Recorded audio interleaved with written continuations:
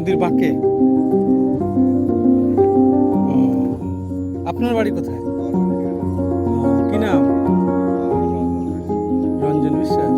বয়স কত হলো? বাবা, আমরা কি যেতে পারবো এ পর্যন্ত? না। আচ্ছা, আপনি কি পেশায় যুক্ত ছিলেন?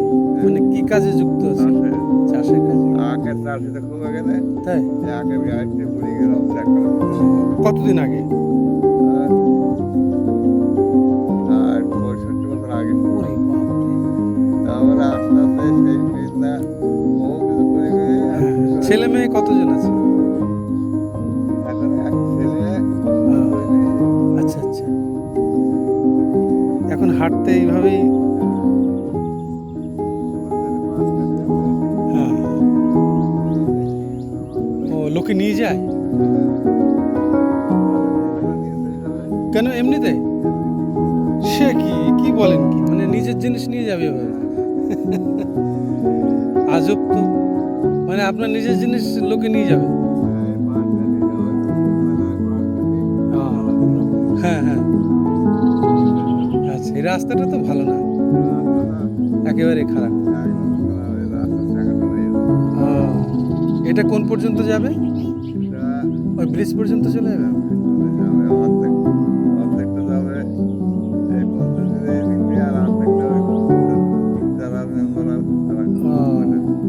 এই রাস্তাটা হলে তো এইদিকে আবাদি আছেন, এইদিকে এইদিকে বসতি নেই।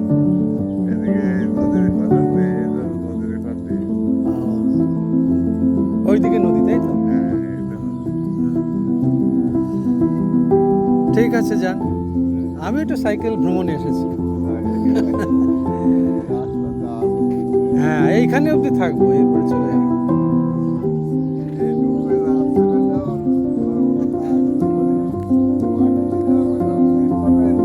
হুম হুম হুম।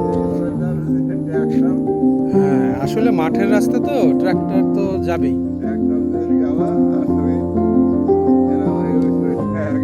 ইটগুলো উঠে গেল।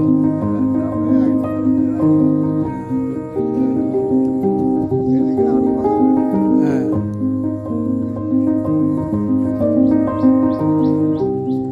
বন্ধুরা, এই বয়স্ক কাকার মুখ থেকে শুনলেন তার জীবনের ছোট্ট কথা।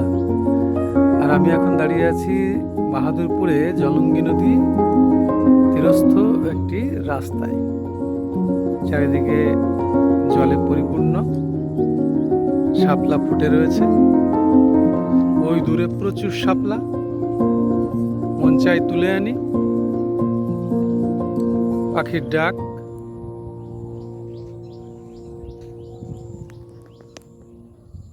ধন্যবাদ বন্ধুরা, সকলে ভালো থাকবেন, সুস্থ থাকবেন। প্রকৃতির মাঝে আসুন, মন ভালো করুন।